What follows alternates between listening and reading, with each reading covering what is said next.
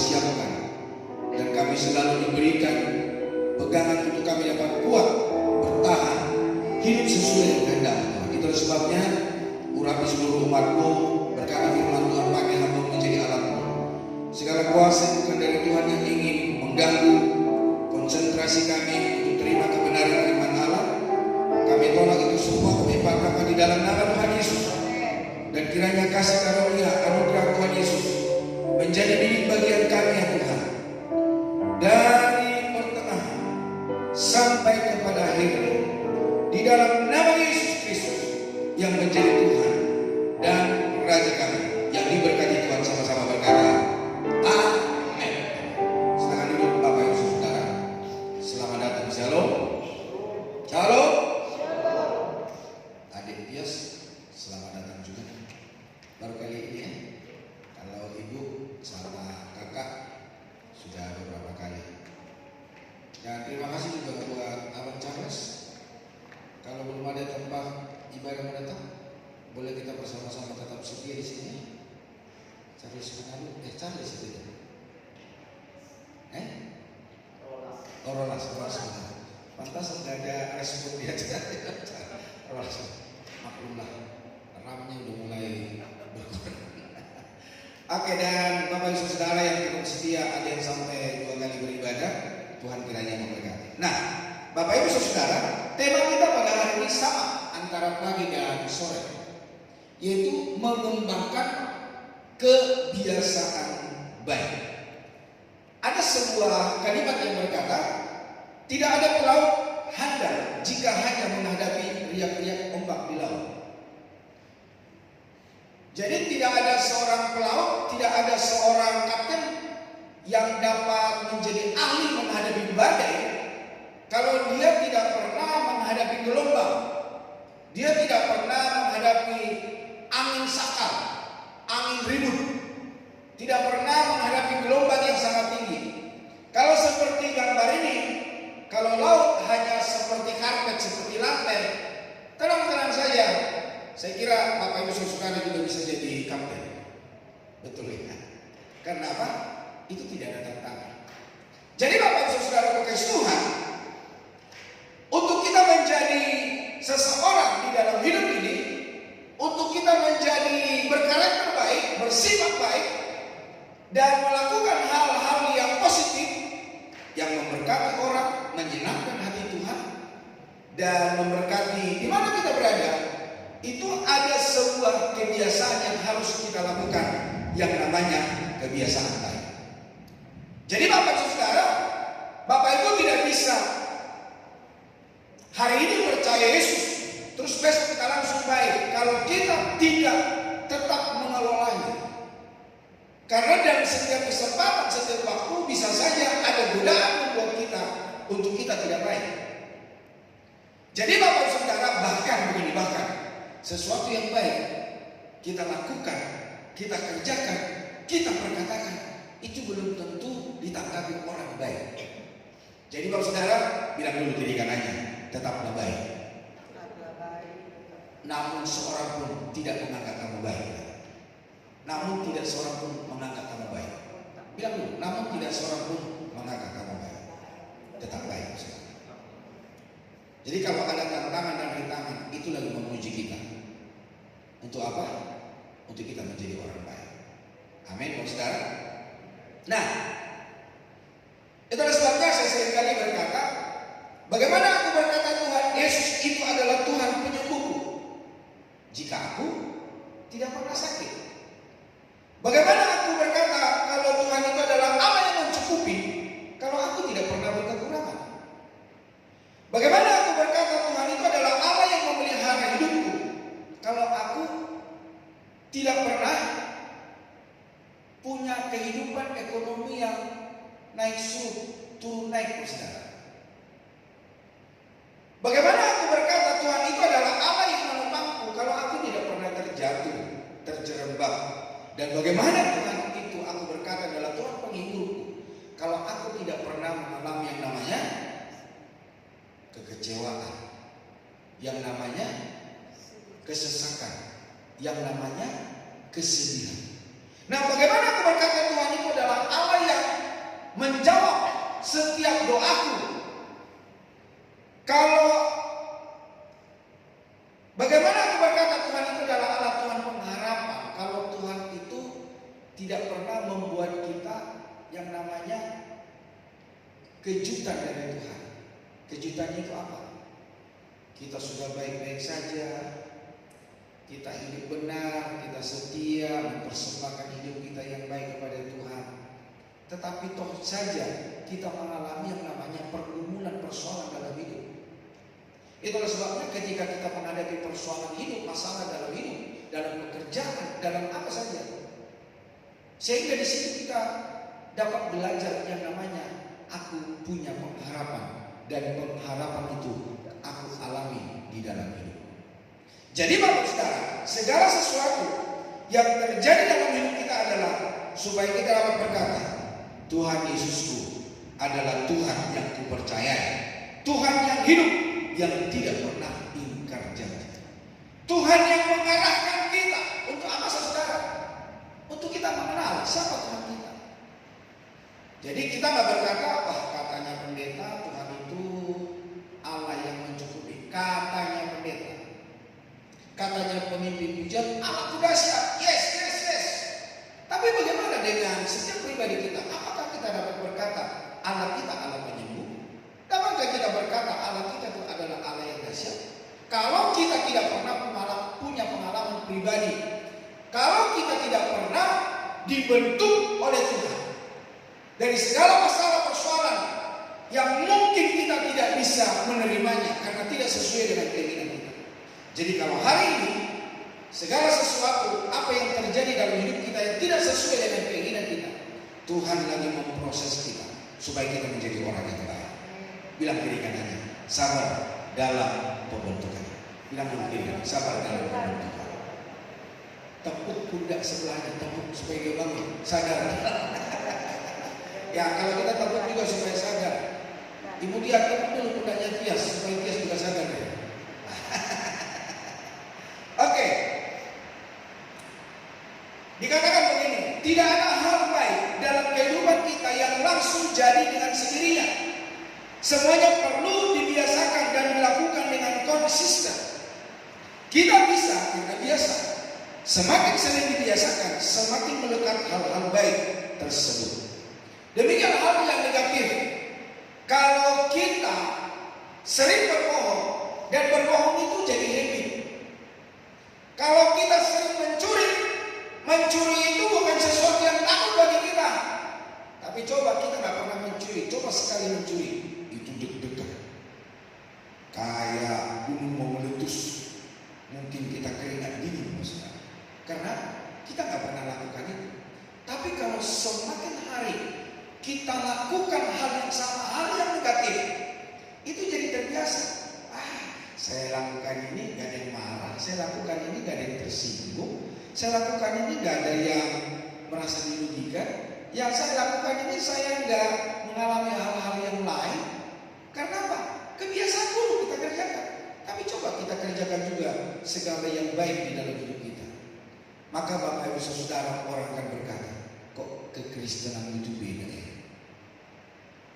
Bilang dulu kiri kanannya, kamu harus beda dengan orang lain. Kamu harus beda. Bapak Ibu, malam hari ini seberapa kita yang ada?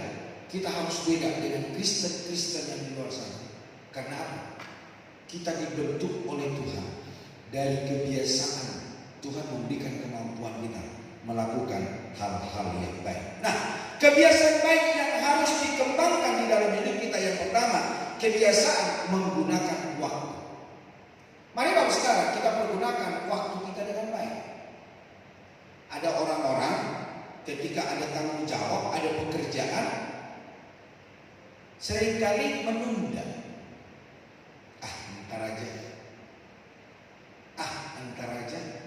Akhirnya sampai sehari dua hari, bahkan sampai berminggu-minggu itu kita tidak kerjakan. Kenapa bisa begitu? Karena saya pun pernah melakukannya. Coba Bapak Ibu pernah gak melakukan? Nanti aja. Kalau sudah waktunya kita kayak kebakaran jenggot, kayak cerita drama singkat Sabtu malam kemarin. Bro, ini gimana nih pelajaran ini? Lalu selama ini kemana aja? Dan yang menjadi bapak itu di tengah-tengah kita. Sama sekali. Ketika saya juga mempersiapkan firman Tuhan, nanti kalau saya tidak pergunakan waktu, maka saya akan buru-buru mandi, saya akan buru-buru buka laptop, saya akan buru-buru kirim itu PowerPoint-nya, saya akan buru-buru pakai baju. Kadang-kadang saya akan ingin persembahan kolektor. Jadi saya bilang, Mam, saya lupa persembahan. Kenapa? Buru-buru. Makanya kalau pagi itu kadang-kadang jam 6 pagi saya udah mandi. Mempersiapkan diri. Padahal ibadah jam 9 kan, jam 6 udah mandi. Kadang-kadang jam 7 baru mandi. Jam 7 pun bagi saya udah mepet. Tapi orang Jakarta bilang bukan mepet, mepet. Karena sudah waktunya mepet. Padahal itu masih ada 2 jam lagi kalau sekarang. Karena apa sekarang? Saya membiasakan diri, mempersiapkan diri. Ya, saya harus lihat persiapan gereja. Saya harus nyalakan sound system. Saya harus cek bagaimana suaranya bagus tidak. Bagaimana speaker ini udah nyala belum. Kadang-kadang saya panggil bagus, coba cek. Saya di monitor di mixer. Dan juga saya harus berdoa kembali menyerahkan ruangan ini peribadatan kepada Tuhan. Jadi pergunakan waktu. Ada teman saya yang menjadi guru di SMA 9 itu. Sekalipun dia pulang dari mengajar jam 5 sore, dia masih mengajar. Ada yang kenal teman itu? Saya suka melihat, saya udah pulang, beliau baru mengajar. Tapi nyata pekerjaannya. Daripada saya kadang mulai jam 8 sampai jam 5 sore, baru sebulan kemudian baru berada lagi. Makanya dibilang ada pepatah berkata, sedikit demi sedikit, lama-lama menjadi. Ya kalau hari satu hari saya semangat dari jam 6 pagi sampai jam 8 malam, tapi cuma sekali sebulan, itu pun mungkin sekali dalam setahun. Akhirnya sampai kebunnya, kumisnya tinggi, banyak rumput. Jadi bilang dulu gini katanya, pergunakan waktu ini. Jangan suka menunggu.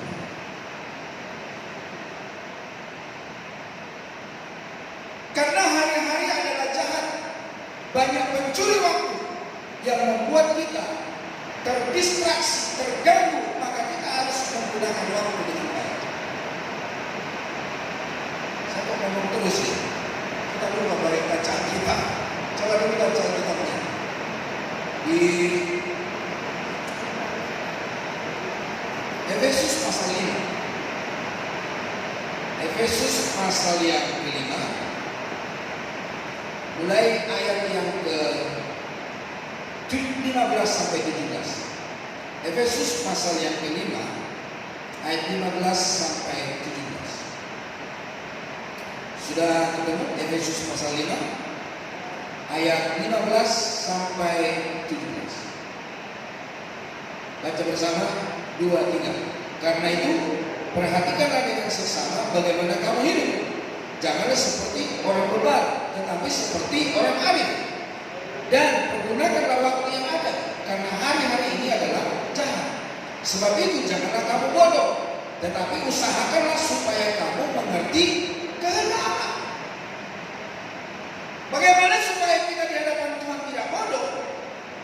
Pergunakan waktu. Benahi diri. Datang beribadah.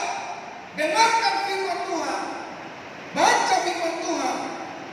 Buat renungan secara pribadi. Sungguh-sungguh ke gereja. Jangan jadi orang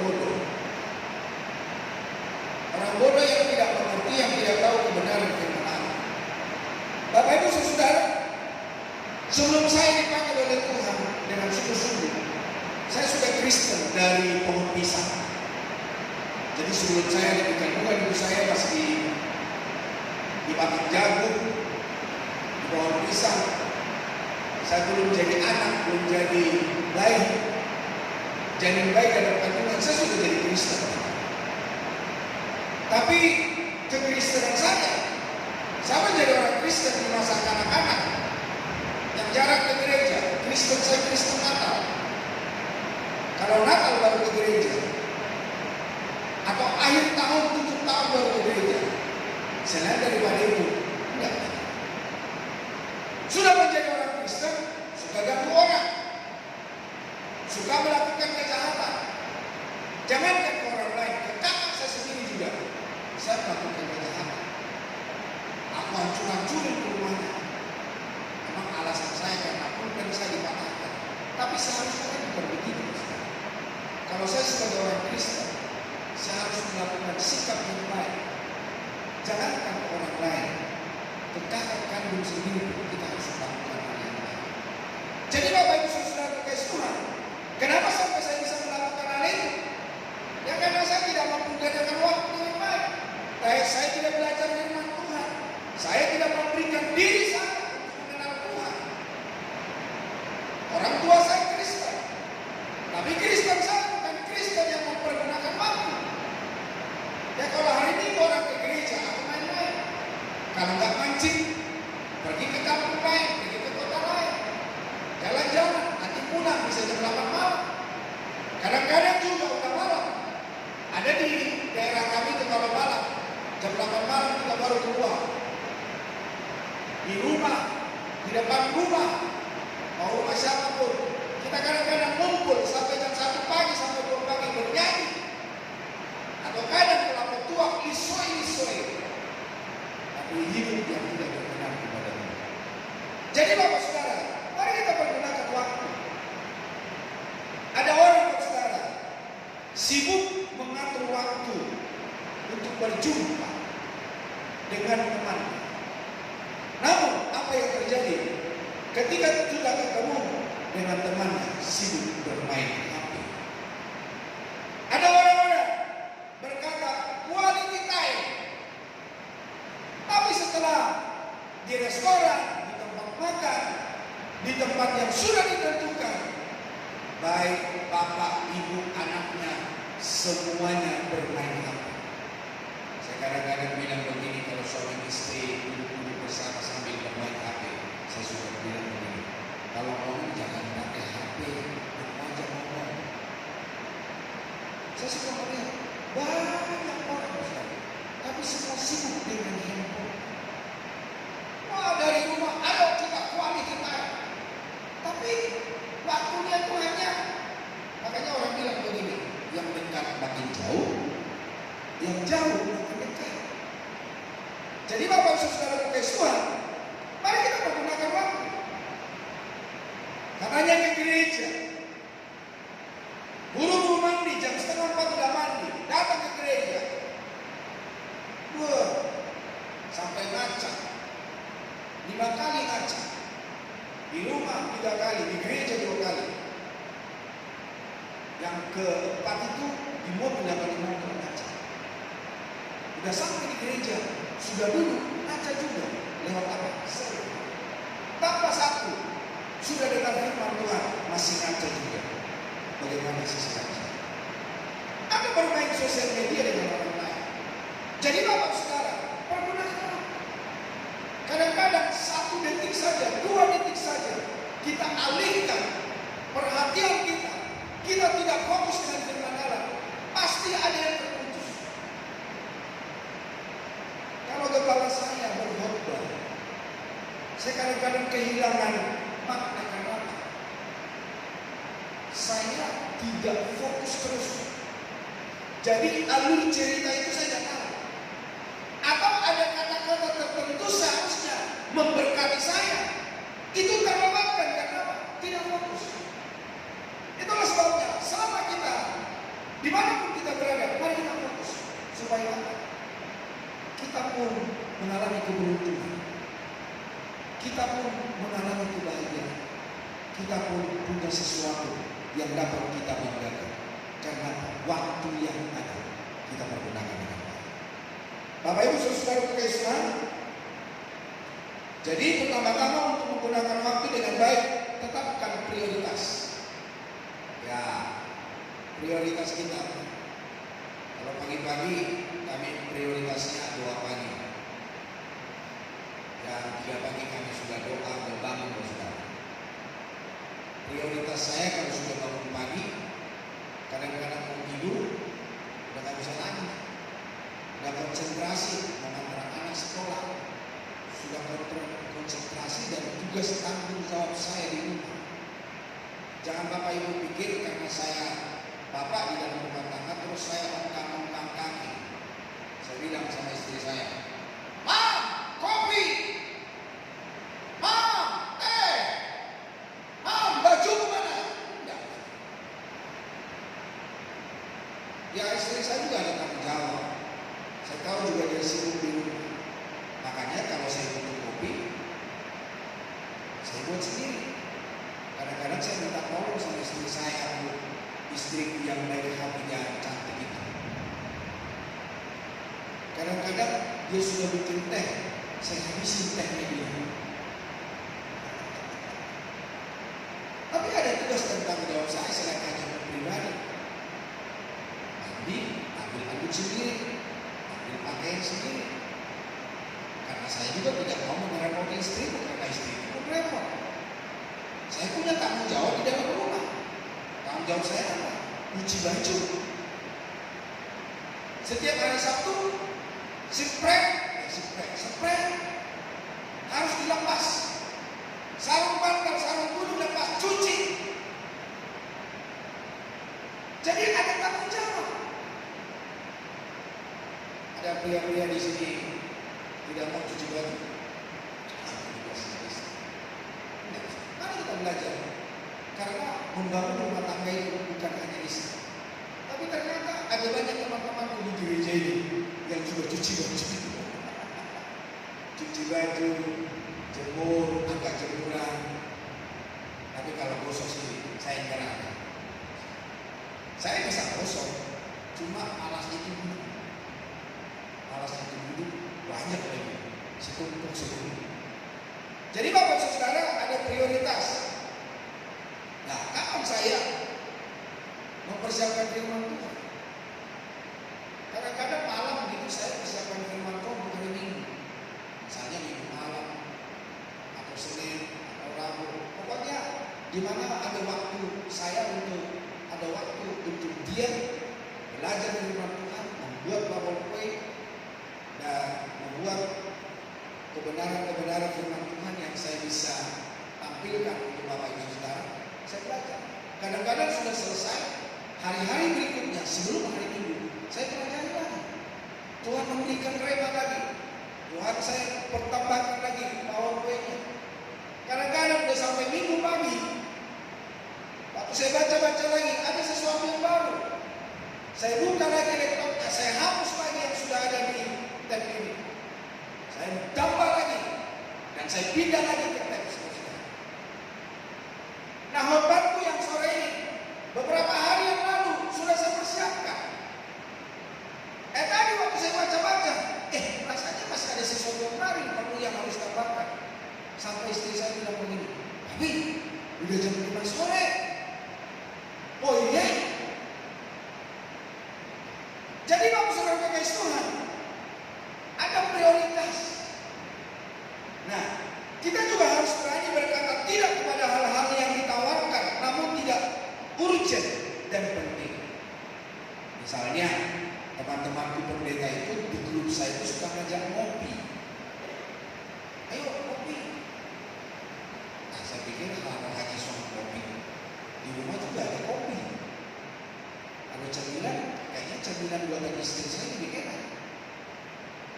Jadi kalau saya keluar itu nggak bisa dibilang sekali sebulan, nggak bisa.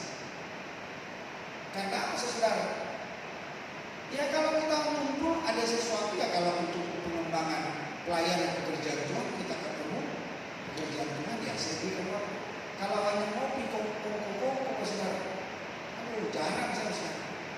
Jadi memprioritaskan waktu, waspadai pencuri waktu, berlebihan terhadap hobi. Bapak Ibu siapa punya hobi? Saya hobi main sepeda, tapi sejak saya di Kalimantan, dari Bapak, sepeda balap saya jual. Saya juga hobi mancing, tapi seringkali pancing saya ganti bos. Untuk manas-manasin orang, saya kadang-kadang keluarin pancingan saya foto. Nih saya lagi mau mancing ini, padahal enggak, supaya orang tergiur saja. Bapak Ibu saudara kasih Tuhan, waspadai hobi, gadget, tayangan, tontonan, sinetron, internet, tontonan yang negatif. Jangankan Bapak Ibu saudara, saya yang persiapkan khotbah, kadang-kadang muncul itu yang negatif. Terus apakah terus mata kita melotot? Wah, aku stuck bilang dulu. Ada tontonan yang kalau ditonton sebetulnya barang bagus, tapi kalau nggak ditonton dosa. Jangankan Bapak Ibu saudara yang sebagai kerja di marketplace, kita mempersiapkan khotbah, kita buka di internet, kita buka di Google, yang tidak kita inginkan bisa keluar, menggoda kita, saudara. Nah, apalagi kita dengan sengaja, saudara.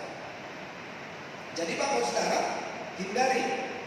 Yang kedua, saudara, apa yang harus kita bangun di dalam hidup kita?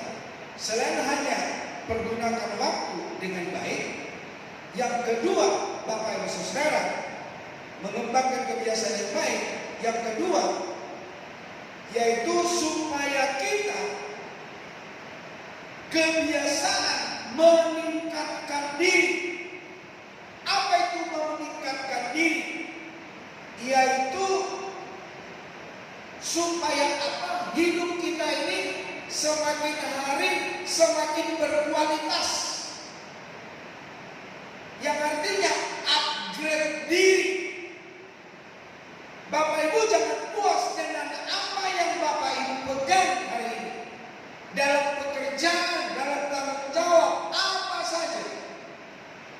Bagi Bapak Ibu, jadi teman-teman yang melayani dan pakai baju seragam itu, mereka mengupgradekan diri ketika kami berkomsel setiap hari Kamis.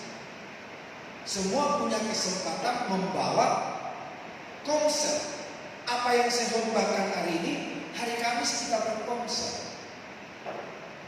Seringkali ketika Bapak Ibu saudara, para singer, musik bidadari, para pemain musik ketika bawa komsel, saya pun diberkati, saudara.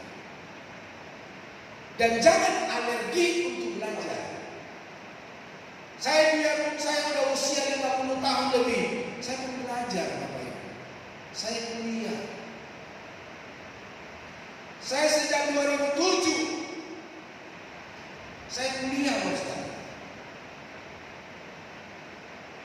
Tapi setelah beberapa semester berjalan, saya harus keluar dari perkuliahan karena ada orang-orang tidak senang ketika saya sambil melayani di gereja saya kuliah. Wah, itu sangat menyakitkan.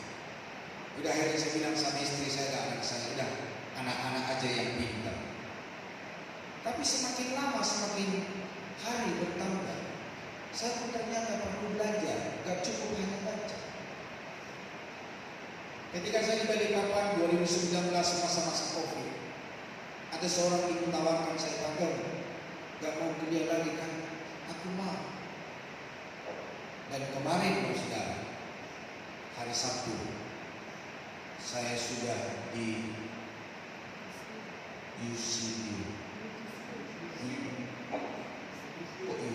UDC. Dan nanti tanggal 28 Mari, kalau ini kan yudisium dalam lingkup kita Balikpapan. Rektor saya bilang kemarin, nanti kita yudisium nasional. Di mana? Di IKN. Keren. Bapak Ibu mau ikut juga boleh. Tapi nanti makannya bayar masing-masing. Karena mobil saya kecil, saya tidak punya bis untuk kita naik bis sana-sana. Jadi tanggal 28 yudisium sekalimantan, saudara. Kami akan yudisium kalau sudah pakaian selesai langsung wisuda. Jadi Bapak Ibu Saudara, rektor sudah menunjukkan tanda lulus kita, sertifikat dan juga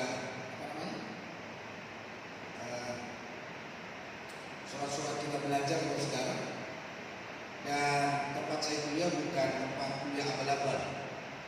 Jadi banyak di antara teman-teman itu setelah S1, S2 mereka melamar jadi PNS, diterima, Saudara. Jadi ijazahnya ijazah negara. Bagi Bapak Ibu yang mau kuliah tidak mahal. Hanya uang pendaftaran 1.500.000. Dari 1.500.000 itu Bapak Ibu sudah dapat baju alma mater, sudah dapat ID card, dan setiap kali tatap muka S1 berapa sekarang? Kalau nggak salah 100 ya, S2 150. Dan kalau tatap muka kita bayar 150. Jadi nggak ada uang bangunan, nggak ada uang semester. Jadi kalau nenek mau ambil S2, ayo, nggak harus ke kampus setiap hari. Kita bisa lewat Zoom. Sekali sebulan ada tatap muka.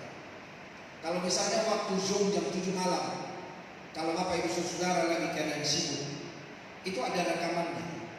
Jadi dalam 1 minggu Bapak Ibu bisa punya waktu untuk menonton rekaman itu. Jadi dari Bapak Ibu tatap muka dan dari Bapak Ibu Zoom itu diperhitungkan menjadi SKS. Baru nanti kalau sudah waktunya, baru Bapak Ibu Saudara dipersiapkan untuk mengurus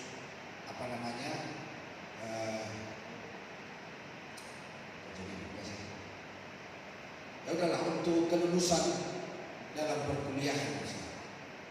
Jadi Bapak Saudara, saya kenapa semangat kuliah, Saudara? Kenapa saya semangat belajar? Karena saya jadi gembala, saya harus belajar, harus update diri. Karena juga kita ada di Kalimantan Timur. Di Kalimantan Timur ini ada IKN. Kita jangan jadi penonton, dan kita juga jangan jadi pelengkap penderita. Kayak Pak Denny mau ambil S1, S2, ayo. Saya sudah tawarin buat rekan-rekan.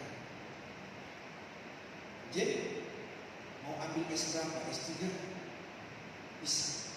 Cuma yang belum ada kedokteran. Rektor saya berkata kemarin, kita akan berusaha supaya ada juga fakultas kedokteran. Jadi Bapak Saudara, biblika ada, Saudara. Ekonomi ada, hukum ada, tata negara ada, Saudara. Jadi di perkuliahan itu bukan hanya satu pelajaran, ada sampai 7.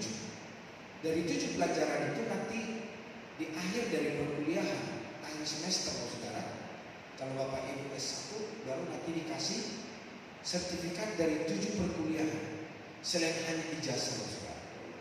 Dan Bapak Ibu mau melamar untuk PNS itu bisa.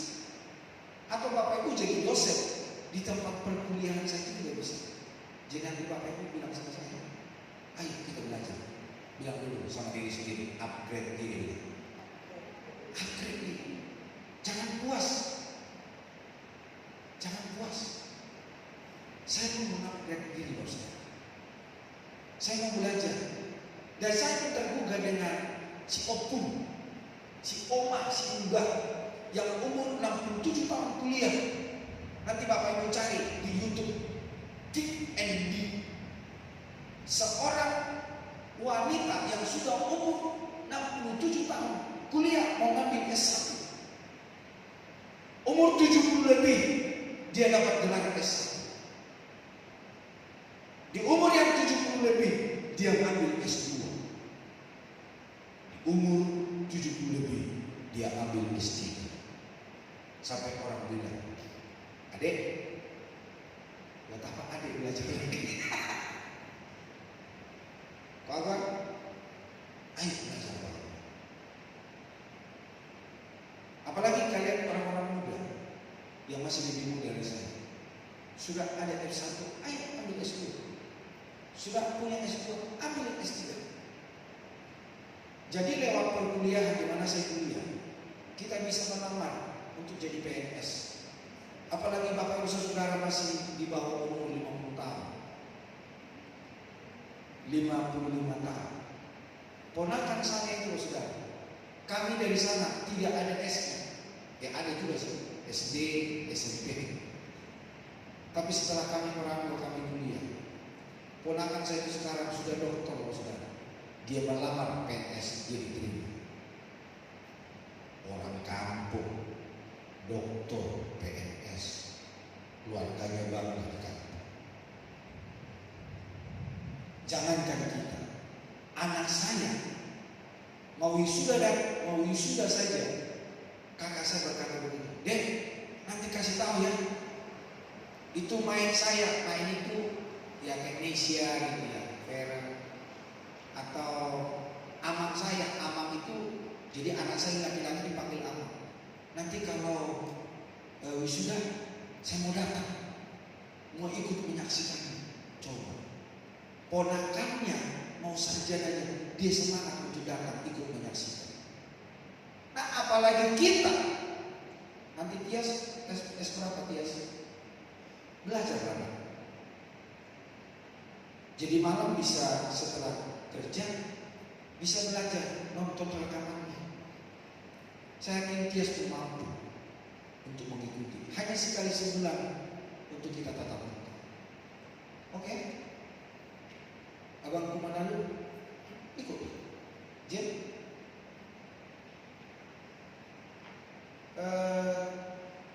Anak saya pun saya tawarin, ayo ikut. Karena juga ada teman-teman dari luar kota, luar pulau yang ikut loh sekarang.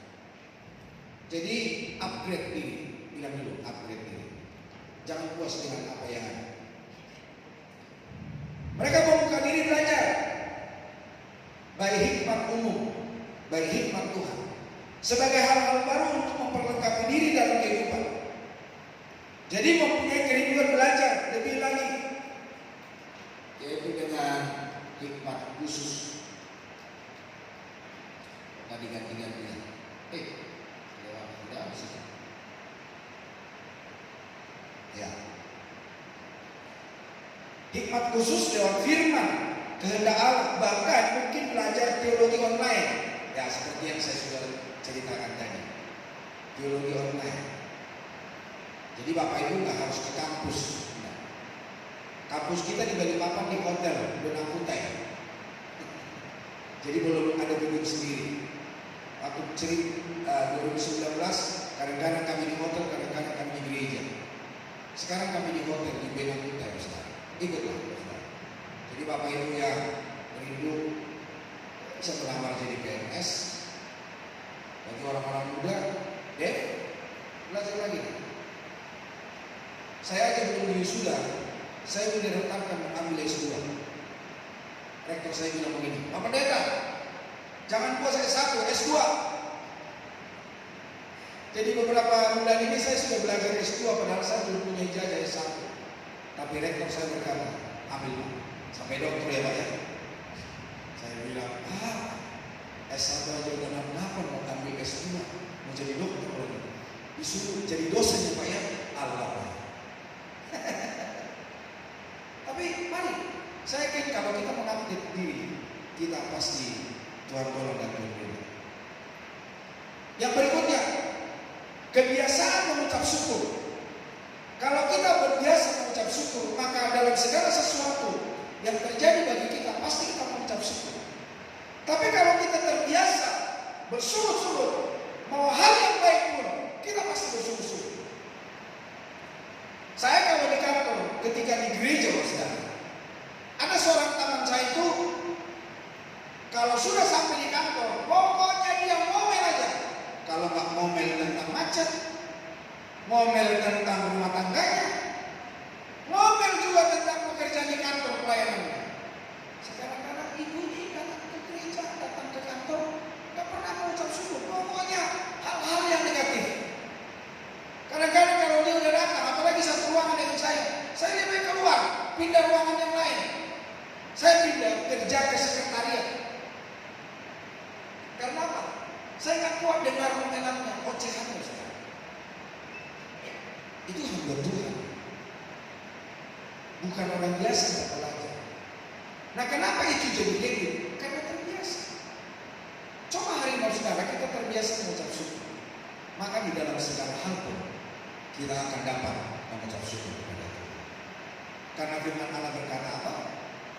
1 Tesalonika 5 ayat 18, mengucap syukurlah di dalam segala hal, karena itulah yang Tuhan Yesus inginkan dari kita orang percaya.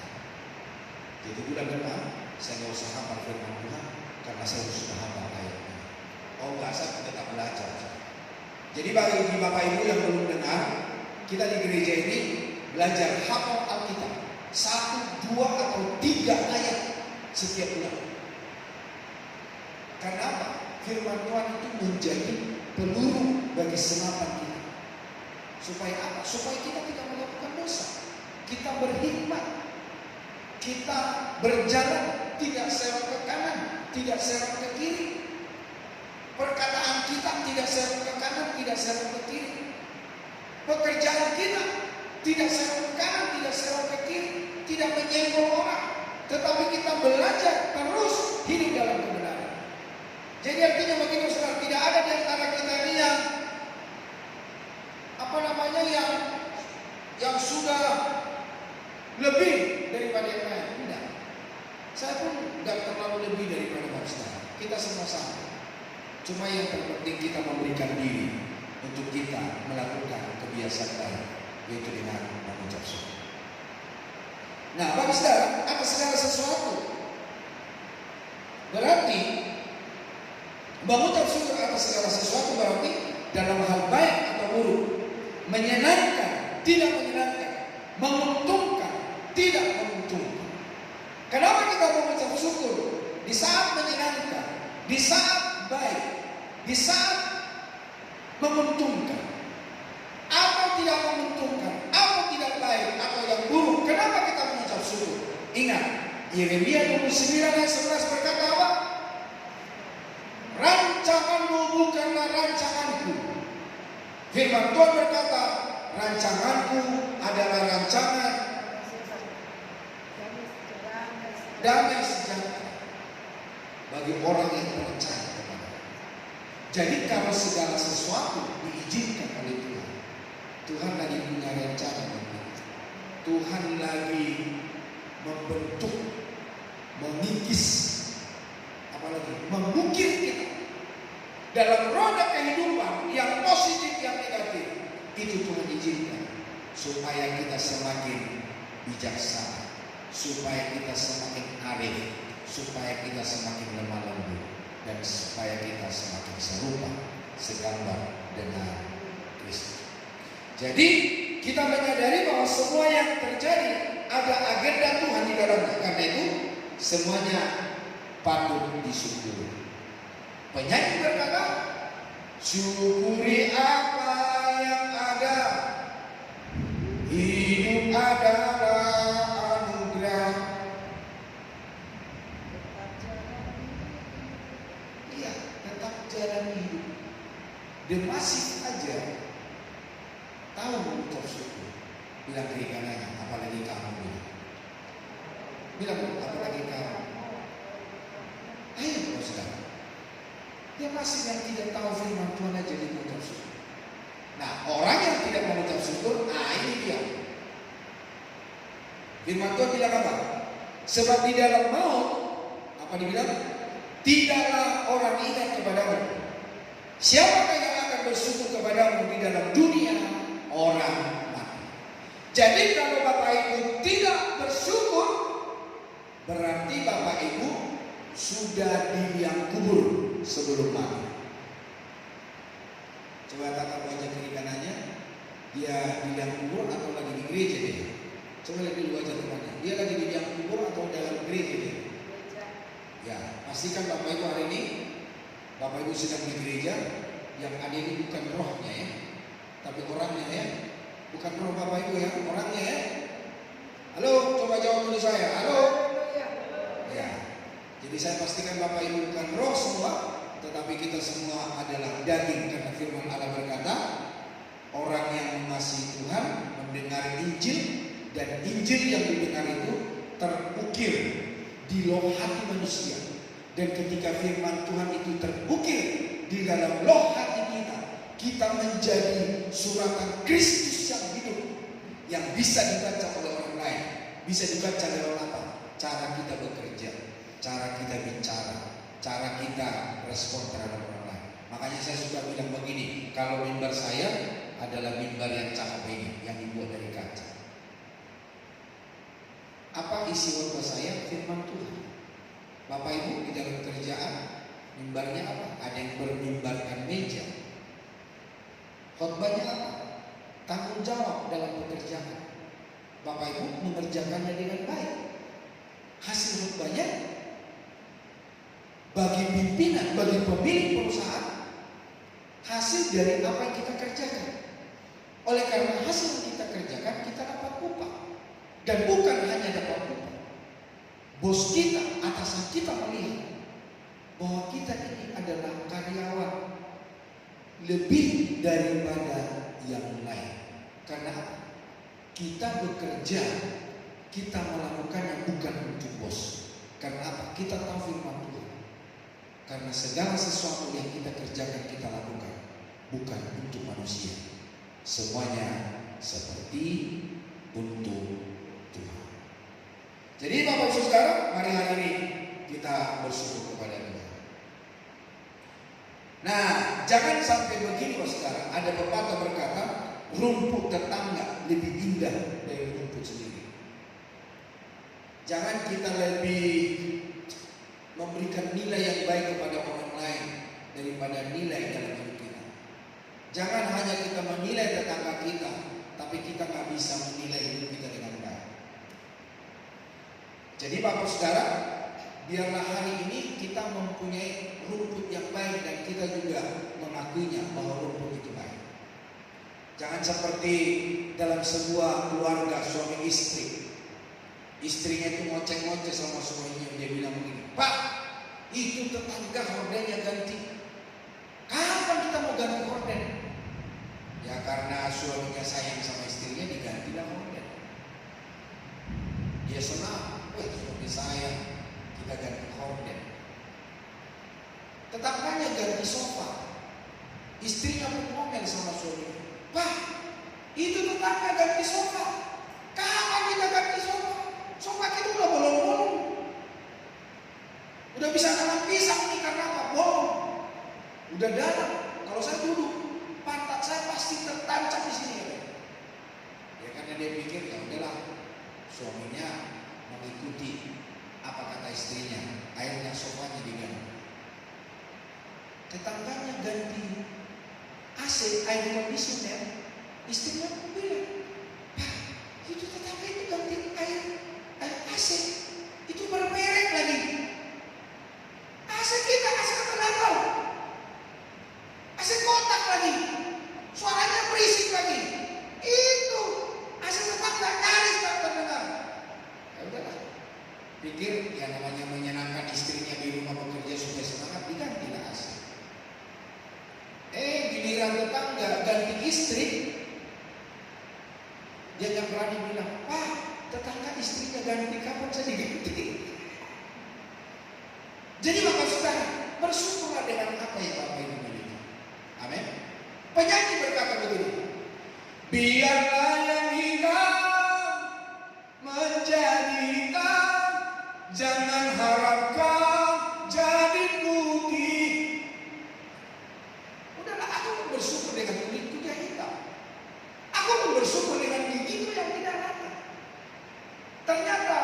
gigiku yang tidak rata ini, ketika saya senyum simpul, ada manis-manisnya. Nah, saya senyum kan kelihatan giginya agak nongol gitu, tambah ganteng. Biarpun kulitku hitam begini, istriku bilang begini, biarpun kulitku hitam, namun hatimu putih. Jadi aku bersyukur dengan apa yang aku miliki, bos. Ayo bersyukur dengan apa yang ada dalam hidup kita. Amin. Jangan Bapak Ibu, apalagi pria-pria, kapan ya saya seperti Pak Ulper? Jangan berharap seperti saya. Kalau seperti karakter yang baik dulu, tapi aku begini ya udah. Nah, ini untuk apa nih gambar burung-burung ini buat kita? Itu si burung gagak yang hitam itu, ternyata dia tidak bersyukur dengan warnanya dia yang hitam. Maka ketika dia lihat angsa yang putih, dia bilang begini, kamu angsa cantik sekali ya, putih. Kamu pasti disenangi oleh semua orang. Kamu pasti burung yang terbaik, terindah, tercantik. Si angsa bilang begini, ya menurut kamu aku cantik, tapi coba kamu pergi ke burung kakak tua. Mereka lebih cantik dari saya. Bulunya warna-warni. Akhirnya si burung gagak ini pergi ke kakak tua. Dia bilang begini, kakak tua, kamu cantik sekali ya. Pasti semua orang suka dengan warna kamu itu. Akhirnya dia bilang begini, ya menurut kamu saya cantik, tapi coba kamu pergi ke burung cendrawasih. Dia lebih cantik dari saya. Apalagi kalau dia mengembangkan sayapnya, dia lebih cantik dari saya. Kamu salah. Nah, hari ini dia pergi. Si burung gagak ini pergi ke burung cendrawasih. Dia bilang begini sama burung cendrawasih, kamu ya cantiknya ya, berwarna-warni, ekormu bagus, sayapmu bagus, wah kamu disenangi semua orang. Siapa bilang saya lebih cantik? Saya gak senang dengan keadaan saya ini. Saya ditangkap orang dari hutan, dari tempat kebebasan. Saya dikurung di sini. Seharusnya saya bisa kemana-mana seperti kamu, tapi saya dikurung. Saya gak bisa kemana-mana. Kamu lebih cantik, kamu lebih berbahagia. Bapak Ibu Saudara, ternyata cendrawasih berkata begini, kamu lebih baik daripada saya, karena kamu bisa bebas kemana-mana. Kamu tidak terkurung seperti saya. Jadi Bapak Saudara, apapun keadaanmu, mari bersyukur. Amin Bapak Saudara. Jangan iri dengan keadaan orang. Jangan iri karena gantengnya orang. Ada orang ganteng namun hatinya busuk. Ada orang cantik namun bibirnya biarpun kita mungkin sederhana, tapi kalau kita cantik dari Tuhan, orang tidak melihat fisik kita, orang tidak melihat apa yang kita punya, tapi orang melihat karakter kita yang sesuai dengan kehendak Allah. Amin, saudara. Kiranya renungan hari ini memberkati kita, dan supaya kebiasaan baik terjadi dalam hidup kita, membentuk hidup kita yang serupa segambar dengan Kristus. Amin. Mari para pemusik dan rekan-rekan, haleluya. Bapak Ibu